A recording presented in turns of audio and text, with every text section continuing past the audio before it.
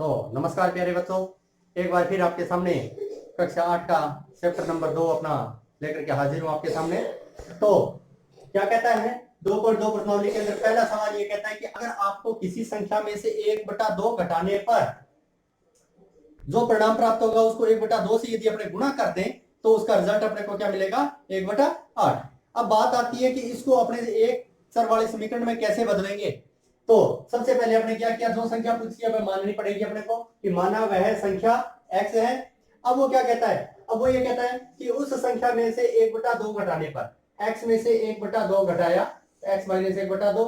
अब ये जो मिला है उसको 1/2 से गुणा करने पर, तो ये लो 1/2 से गुणा कर दिया।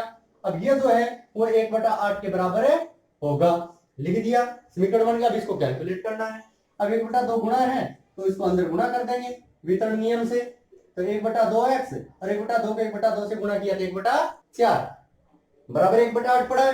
अब क्या करेंगे, 1/4 को 2.1 प्रश्नावली के अंदर जैसे अपने किया था तो माइनस की संख्या इधर लेके जाएंगे तो प्लस में जाएगी।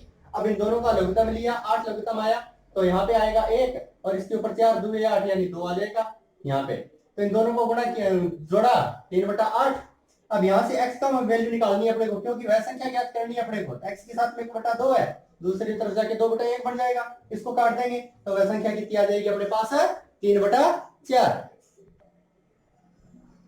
तो अब हम देखेंगे 2.2 का दूसरा क्वेश्चन। दूसरे क्वेश्चन में वो क्या कहता है, एक आयताकार तरणताल की लंबाई उसकी चौड़ाई के दुगने से 2 मीटर अधिक है, इसका परिमाप 154 मीटर दे रखा है, तो इसकी लंबाई और चौड़ाई ज्ञात करो।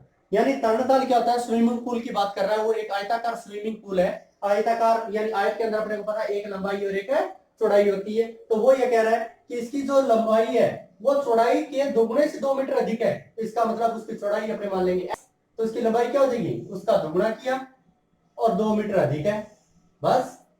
अब तरणताल की परिमाप अपने को 154 मीटर दे रखा है, ये लाइन अपने लिख ली। अब परिमाप का सूत्र क्या होता है, आयत का परिमाप 2 गुना लंबाई प्लस चौड़ाई। अब लंबाई की वैल्यू यहां से उठा के लिख दी और चौड़ाई यहां से उठा के लिख दी। अब यहाँ पे क्या किया, 1x और 2x दोनों जुड़ के क्या हो जाएंगे 3x प्लस 2, और ये जो 2 गुणा में पड़ा है ये भाग में चला गया। जब इसको काटा आपने तो कितना आ जाएगा 77। अब क्या हुआ 3x, अब ये जो 2 है वो इस साइड में ले जाएंगे तो यहाँ पे आ गया 77 माइनस 2 यानी 75। अब 3 गुणा में पड़ा है, गुणा वाली चीज भाग में जाएगी, 75 में 3 का भाग, ये कितना आ गया 25, यानी x की वैल्यू आ गई। x क्या था अपना चौड़ाई, यानी तरणताल की जो चौड़ाई है वो 25 आ गई। अब लंबाई कितनी आ गई, उसके दुगुने से 2 अधिक है, यानी 25 का दुगुना किया, 25 का दुगुना 50 और 2 अधिक, यानी कुल मिला के अपने पास कितना आ जाएगा 52 मीटर। चलो तो अब हम देखेंगे 2.2 का तीसरा क्वेश्चन। जैसा कि आपके सामने है, क्या कह रहा है, एक समद्विबाहु त्रिभुज का आधार 4/3 सेंटीमीटर है तथा उसका परिमाप 4 सही 2/15 सेंटीमीटर है, तो उसकी 2 बराबर भुजाओं की माप ज्ञात करो। यानी समद्विबाहु त्रिभुज में 2 बराबर भुजाओं की माप ज्ञात करने के लिए हम क्या करेंगे, जो बराबर भुजा है उसको मानना पड़ेगा। तो त्रिभुज की बराबर भुजा मान लिया मैंने x, जैसा कि आपको चित्र में दिखाई दे रहा है, और उसका आधार अपने को 4/3 सेंटीमीटर दे रखा है।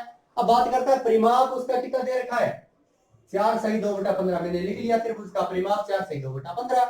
परिमाप का मतलब तीनों भुजाओं का जोड़, तो तीनों भुजाओं को जोड़ दिया बराबर 15 चौके 60 और 2 62/15। अब x और x मिलके 2x हो जाएंगे और 4/3 ये प्लस में है, वो दूसरी साइड में चला जाएगा, माइनस में जाएगा। लघुत्तम लिया 15 और 3 का लघुत्तम आया 15। अब यहाँ पे 62 का 62 ही रहेगा। अब 3 को 15 से जब भाग दिया तो 5 आया, तो 5 को 4 से गुणा कर दिया, 5 के 20, 62 में से 20 घटा दिया 42। अब ये जो 2x है गुणा में पड़ा है 2, भाग में जाएगा, और 2 से जब 42 को काटा 21 आ गया। यानी कहने का अर्थ है कि जो 2 समान भुजाएं थी वो कितनी आ गई त्रिभुज की 21/15। तो अब हम देखेंगे इस प्रश्नावली का चौथा क्वेश्चन। चौथा क्वेश्चन कहता है कि सबसे पहले हम इसको पढ़ेंगे कि 2 संख्याओं का योग 95 है। यदि एक संख्या दूसरी से 15 अधिक है तो दोनों संख्याएं ज्ञात करो। यानी कहने का अर्थ है कि 95 को उसने 2 भागों में बांटा है। यानी यदि अपने पास 10 है, 10 को 2 भागों में बांटेंगे, एक संख्या इसकी 2 ले ली तो दूसरी कितनी रहेगी 8, लेकिन 8 नहीं रही, वो ऐसे रही है 10 - 2 रह गई दूसरी। इसी प्रकार एक में से यदि अपने x निकाल ले 95 में से, तो दूसरी संख्या कितनी रहेगी 95 माइनस एक्स करना है अपने को। तो लिखा मैंने, माना एक संख्या एक्स, दूसरी कितनी रहेगी 95 माइनस एक्स। अब क्वेश्चन ये कहता है कि एक जो संख्या है वो दूसरी से 15 अधिक है, तो ये जो संख्या है वो x से 15 अधिक है। या फिर इस प्रकार भी लिख सकते हैं अपने इसको कि 95 माइनस एक्स जो है वो 95 माइनस एक्स से 15 अधिक है, एक ही बात है। तो अब एक संख्या जो है वो दूसरी से 15 अधिक है, तो x प्लस 15 कर दिया मैंने। तो अब क्या करूंगा, x को एक तरफ इकट्ठा कर लूंगा, यानी चर को एक तरफ इकट्ठा कर लूंगा और बिना चर वालों को एक तरफ इकट्ठा कर लूंगा। तो x इधर लेके आया मैं, x और x कितने हो गए 2x, और ये 15 इधर जाके माइनस में चला जाएगा।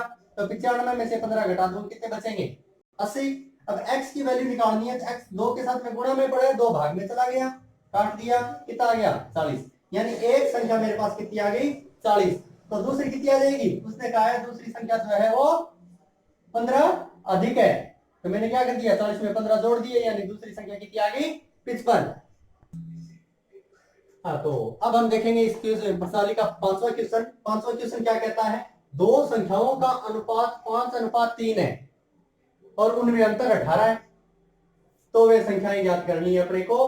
तो दो संख्याओं का अनुपात 5:3 है, तो अब क्या करेंगे, उनमें से एक संख्या मानेंगे, यानी उन अनुपात को यदि अपने किसी भी चर से यदि गुणा कर दें तो वो क्या बढ़ जाएगी, संख्याएं बढ़ जाएंगी। तो यानी उसमें से एक संख्या कितनी आ जाएगी 5x और दूसरी कितनी आ जाएगी 3x।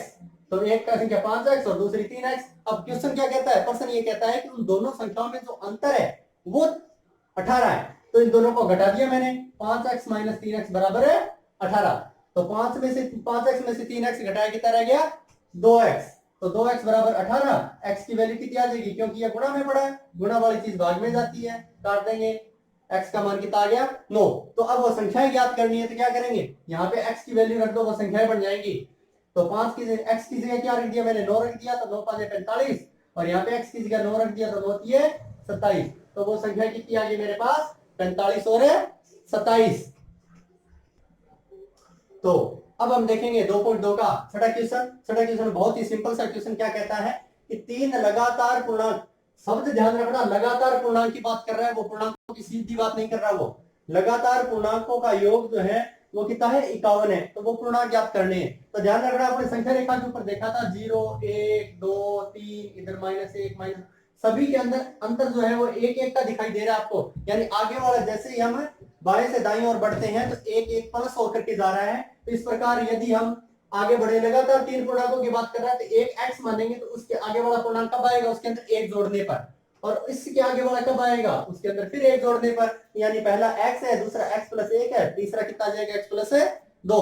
लगातार पूर्णांकों की बात कर रहा है। अब वो कहता है क्वेश्चन के अंदर योग, अब तीनों को जोड़ दिया, 1 2 और 3, तीनों को मैंने जोड़ दिया, तीनों को जोड़ा कितना आ गया 51।